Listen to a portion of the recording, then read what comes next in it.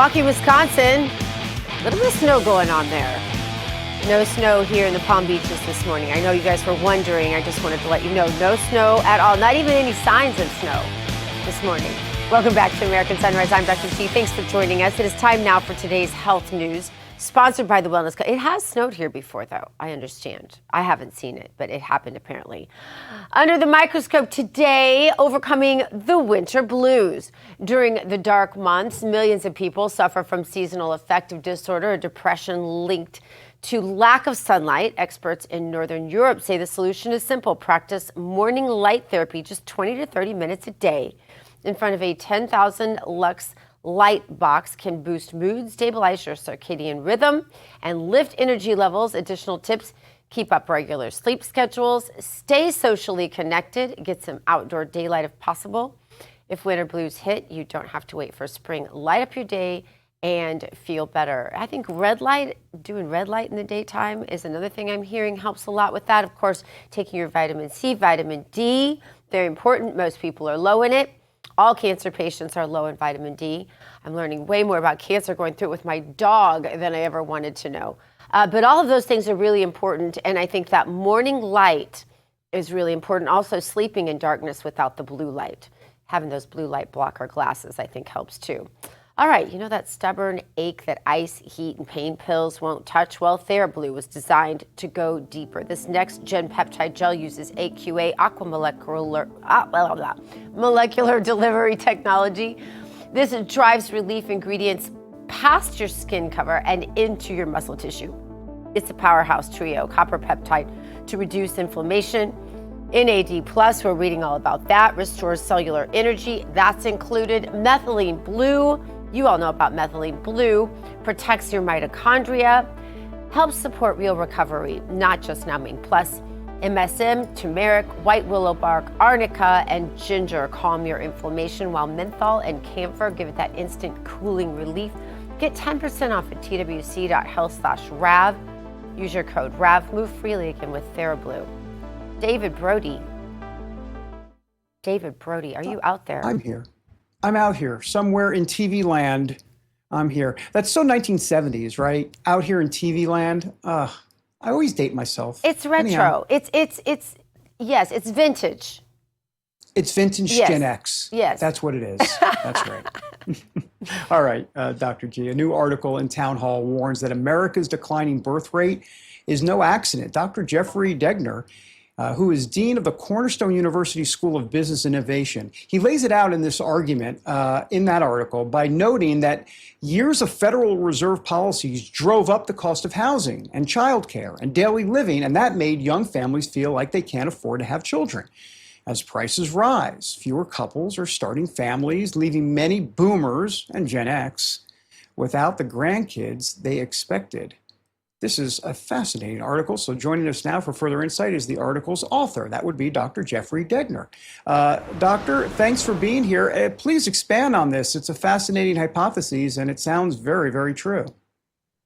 Well, thank you for having me. And one of the key concepts, one of the new ideas that I've brought forward in this article is what I've called the inflation culture.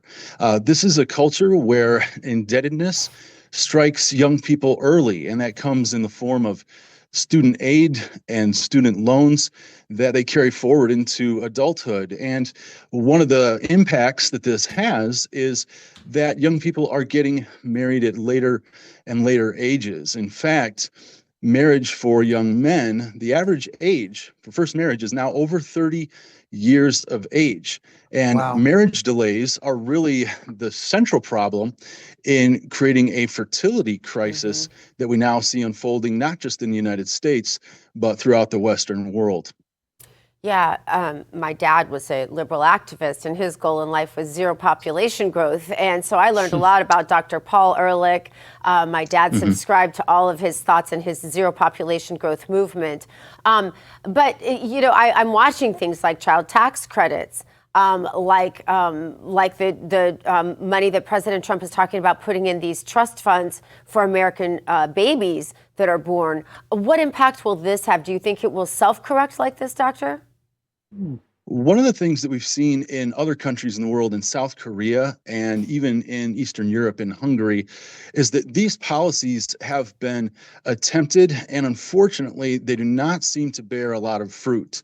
And they've spent billions of dollars in those countries trying to raise fertility rates without much success. And so I don't think it's happening because of a lack of effort or good intentions, but this points to the reality that there is an underlying cause that has not yet been identified in creating marriage delays and lowered fertility. And that's why I wanted to bring forward the idea of the inflation culture, which is a decades-long process that the Federal Reserve has initiated, along with the commercial banks that are a part of the Fed system. And so if we don't identify the foundational causes of the fertility crisis, I think that some of these additional measures will just continue to be Band-Aids on what is really a gaping demographic wound.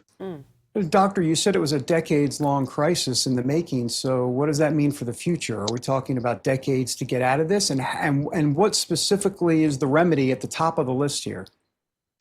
Well, when I think about the challenges facing young people and young couples when it comes to affording housing, and particularly home ownership, I believe the first step is frankly, for our Congress to grow a spine and prohibit the Federal Reserve from getting into the mortgage-backed securities market.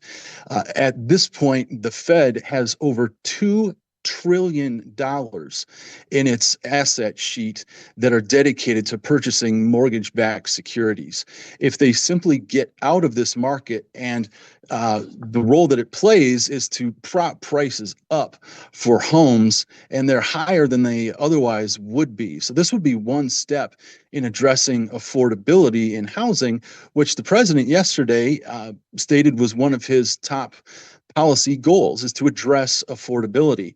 Unfortunately, for the young, we've seen in cities like New York, where affordability in housing has become a political issue, that many of the younger generation have rushed into the arms of socialists. And so I think if we can, in the conservative circles, take a look at the impact that the Federal Reserve's inflationary policies have had with respect to housing, that repealing those policies would be the first step in creating a more reasonable and affordable housing market for young people, and help speed up a solution to this crisis. Listen, I am 100% with you. I'm abolish the Fed, right? Like, I'm all in for everything you're saying. But I want to say, just for the sake of argument, in case it's out there in some viewers' brains, you have countries like India, you have countries all over Africa where nobody has a home and their birth rates are higher. Yeah, this is an interesting phenomenon, but it is true that there are higher birth rates currently in those countries, but they too have been on a decreasing trend in places like India, Bangladesh, and so on. And there you've seen a step back from some policies. For example, China, they had that infamous one-child policy. They stepped back from it, but still the Chinese also have an inflationary environment, and they too are seeing very little impact in improving fertility rates from those very, very low rates that came about from a more heavy-handed policy. Yeah, so I think it'll be that interesting. throughout the world, we're seeing that decrease in fertility rates, because one of the impacts of Federal Reserve policy is that it not only hits markets in the U.S., but because the U.S. dollar is the world's reserve currency, that inflation gets exported across the globe, and it's impacting families everywhere. Yeah, some places being hit more hard than others, but nonetheless, it is an impact globally. It'll be interesting to see with the changes that RFK Jr. is making, you know, the hopefully fixing some of the glyphosates, pesticides that are also helping to keep birth rates down, combined with the economic incentives that the president and that America is instituting in general. It'll be really interesting to see what does happen with the birth rates. Dr. Danger, thank you so much for being with us today. Thank you, sir. Thank you for having me. All right, a federal judge has refused to release former Colorado clerk and Gold Star mom Tina Peters from prison. She is not doing well. Her health is failing. She's the only person currently behind bars, by the way, for crimes related to the attempts to overturn the 2020, or some would say correct, the 2020 election. How is she holding up in prison since this decision? Is there any way that we can get her free? Someone who knows her situation well joins us with that information just straight ahead.